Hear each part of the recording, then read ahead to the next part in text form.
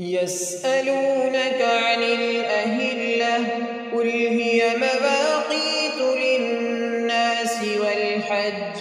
وليس البر بأن تأتوا البيوت من ظهورها ولكن البر من اتقى وأتوا البيوت من أبوابها واتقوا الله لعلكم تفلحون وقاتلوا في سبيل الله الذين يقاتلونكم ولا تعتدوا إن الله لا يحب المعتدين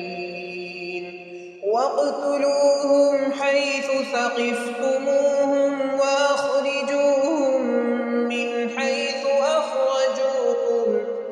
من حيث أخرجوكم والفتنة أشد من القتل ولا تقاتلوهم عند المسجد الحرام حتى يقاتلوكم فيه فإن قاتلوكم فاقتلوهم كذلك جزاء الكافرين فإن انتهوا فإن الله غفور رحيم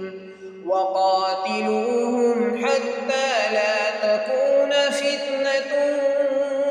ويكون الدين لله فإن انتهوا فلا عدوان إلا على الظالمين الشهر الحرام بالشهر الحرام والحرمات قصاص فمن اعتدى عليكم فاعتدوا عليه بمثل ما اعتدى عليكم واتقوا الله واعلموا أن الله مع المتقين وأنفقوا في سبيل الله ولا تلقوا بأيديكم إلى التهلكة وأحسنوا إن الله يحب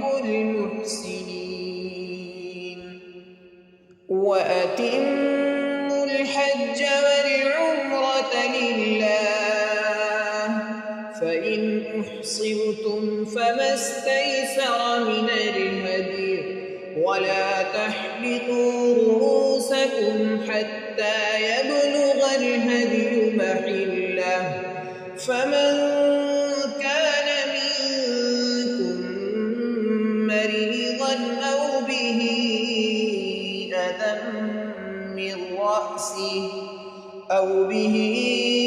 أذى من رأسه ففدية من صيام أو صدقة أو نسك فإذا أمنتم فمن تمتع بالعمرة إلى الحج فما استيسر من الهدي فمن لم يجد فصيام 3 أيام في الحج و7 إذا رجعتم تلك 10 كاملة ذلك لمن لم يكن أهله حاضر المسجد الحرام واتقوا الله